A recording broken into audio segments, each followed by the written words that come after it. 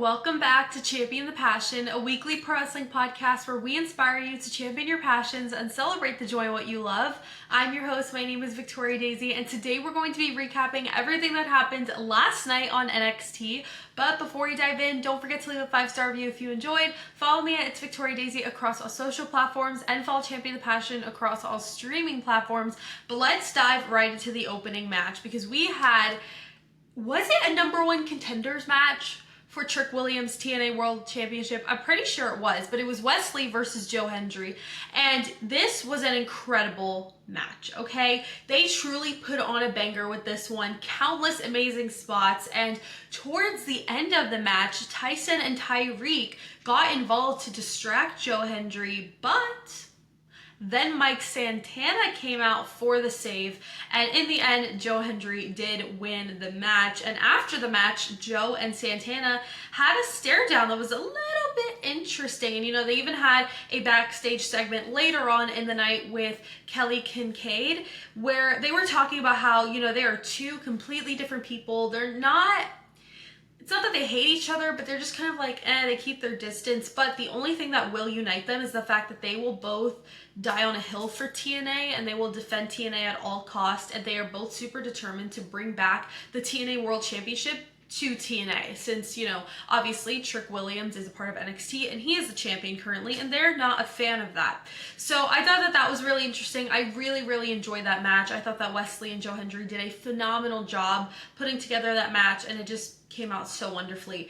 After, we had a D'Angelo family segment, and this was full of tea, so buckle up if you didn't watch it, or if you did, buckle up again. So Luca Crucifino came out to call out Tony D'Angelo. He wasted no time. And so Tony D'Angelo came out and they started going back and forth about loyalty until Luca said, quote, "You want to talk about loyalty? Let's talk about it." So he told Tony that there is nothing that he has done to break their trust and loyalty. He said that he's given up everything and sacrificed so much just to have a chance to be in the WWE. Before he could continue talking any longer, Stax came out, and Stax came out running his mouth per usual about how he wouldn't be Heritage Cup champion without Luca Crucifino, and then Luca got really mad at that comment, and he basically told him to shut up. And right after that, the shock of a century happened because he punched Tony D'Angelo finally on purpose and not on accident. And my jaw hit the ground. I was like, oh, no freaking way. And then Stax got in the ring thinking, ha ha ha, look, he's siding with me, all this stuff. And then Luca turned around and punched him too. Mans was standing on business, and I was gagged to another dimension, to the 10th floor. I was not even here anymore. That was so much in one segment. I was so taken back. I was so shook. I couldn't believe that. And then Luca got on the mic to say, quote, "My loyalty lies with Luca Crucifino." So I was like, period. I mean, a double turn definitely wasn't something that I expected, but I freaking loved it. And I'm really curious to see kind of where they go from here now that, you know, they're all kind of against each other and nobody's tag teaming up against somebody. And I just think it's going to be very interesting moving forward. After, we had a match between Lexis King and Miles Bourne. Now this was a good match. I thought both guys worked really well together, and both of their wrestling styles did collide very nicely. And there were so many really cool move sequences that were perfectly executed, I do have to say, that I really enjoyed. But in the end, Miles Bourne did take that W. Then we had Thea Hale versus Lainey Reed. Now this was a really good match. I love how quick and aggressive Thea was in the ring, because for a while I felt like Lainey couldn't think straight because of how chaotic Thea was being in the beginning and how quick she was. But on the other hand, I thought that Lainey did a really good job. I mean, I continue to be impressed by her week after week. Her move set is so good, and how well she projects her character outwards, especially in the ring, not just on the mic in a promo, is so important, and she definitely does that to a T so well. I really love her sassy cowgirl aesthetic, her character, her attitude. I love it. Everything about her, 10 out of 10. She's amazing. I think she's really good on the mic. In the ring, she obviously proved during this match that, you know, she is meant to be here. She's meant to be in NXT and continue working up the ladder. And she definitely did that because she won the match. And, you know, I just have to say how she won was definitely a heel masterclass, a one-on-one, if you will, because she held the rope as she did the pin. And I thought that that was a really nice touch. I thought it was really amazing because throughout the match, she was trying to win the match by putting her feet on the ropes. And obviously that's a very heel thing to do. And the ref kept catching her, but the ref didn't catch her this final time. And I thought that that was really awesome. Then the next match that we had was a tag team match between Sol Ruca and Zarya versus Tatum Paxley and Izzy Dame. Now this was also a very fun match. I do have to say though that the storytelling aspect was so strong here and it really carried the match in my opinion, and I just freaking loved it. I especially thought that Sol and Izzy shined brightest in this match and overall just really enjoyed it. I do have to say though that Tatum Paxley is extremely underrated and nobody talks about how good she is in the ring, and I felt like she also really shined last night in the ring. I feel like she does a lot of really cool things and a lot of things that only experienced wrestlers would do, and I think that is something that should never be overlooked. So I want to give her her flowers and credit where credit is due. Then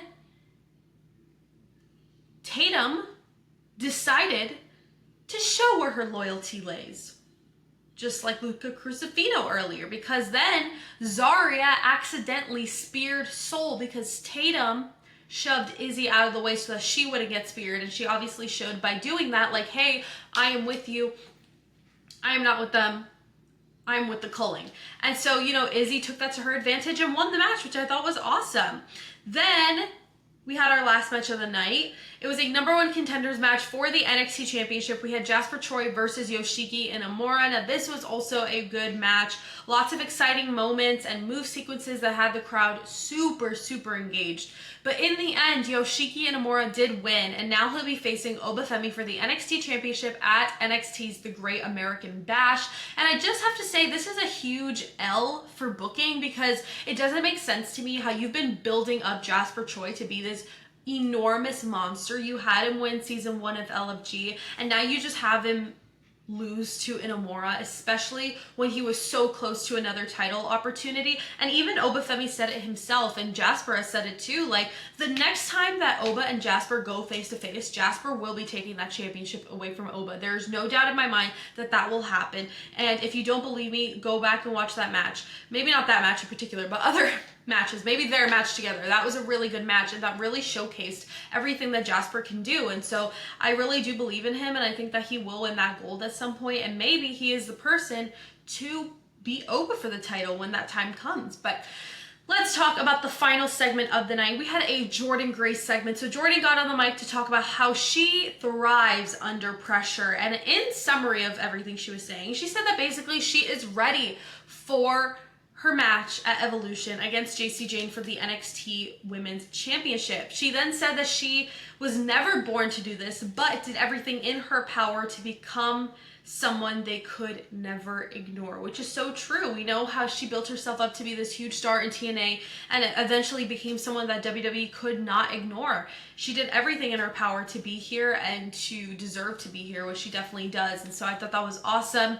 Then Jacy Jayne and Fatal Influence came out, and Jacy came out with fireballs ready to spit and throw at Jordynne because, oh my gosh, she ate down on the mic.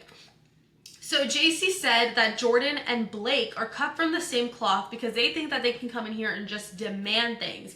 And then, you know, they went back and forth a little bit, and, you know, they were verbally going back and forth, and then they eventually physically started going back and forth. And so, you know, all of Fatal Influence started to attack Jordynne Grace, and so of course the numbers game per usual. So say her name and she appears, Nacho Hendry, Blake Monroe. So Blake came out for the save, and they all started going at it, whatever. Then GM Ava came out to let them all know that there will be a women's tag team match between the NXT Women's Champion Jacy Jayne and Fallon Henley versus the #1 contender Jordynne Grace and Blake Monroe at NXT's The Great American Bash, which I feel like is so interesting. And I just made a video about this earlier today on social media, talking about how I think that this is very interesting that they have the girls, specifically Jacy and Jordynne, pulling double duty, because at NXT's The Great American Bash, they will have that tag match, but then the next day, Jacy will be defending her title against Jordynne at Evolution, because those two shows are back to back. So I think that's very interesting how they kind of did everything. And I have to be honest with you, I feel like WWE has really put more emphasis and more effort into Night of Champions than they have Evolution, NXT's The Great American Bash, and even Saturday night's main event to an extent. And so, you know, that is very frustrating, because we are only a week and a half away from, you know, NXT's Great American Bash and Evolution. I think we're 10 or 11 days away, and, you know, we only have a couple matches announced. And so that's really frustrating, considering the fact that the first Evolution was taken so freaking seriously, and this year it just doesn't seem or doesn't feel the same way. So it's very disappointing, but I am very intrigued to kind of see, you know, where we do end up going from here and how those matches pan out. Really intrigued to see who wins that tag match, and if Jordynne Grace will be able to defeat Jacy Jayne for the NXT Women's Championship. But I digress. We'll talk more about NXT's The Great American Bash next week, but let's head into my overall thoughts. I thought it was a really good show, to be honest. My match of the night was definitely Wesley versus Joe Hendry. It was such a clean and enjoyable match, and I just love the story that they're telling there. My segment of the night, hands down, was the D'Angelo family segment. I thought it was full of surprises and left me on the edge of my seat waiting to see what happens next, so that's always a great thing. And overall, I'd rate the show about a 7.5 out of 10, maybe 8 if I'm feeling it, but I'd say 7.5 to stay safe. But thank you guys so much for watching and listening to this episode of Champion the Passion. Don't forget to leave a 5-star review if you enjoyed. Follow me at It's Victoria Daisy across all social platforms, and follow Champion the Passion across all streaming platforms. Don't forget to champion your passions and celebrate the joy in what you love, and I will see you guys in the next episode. Bye!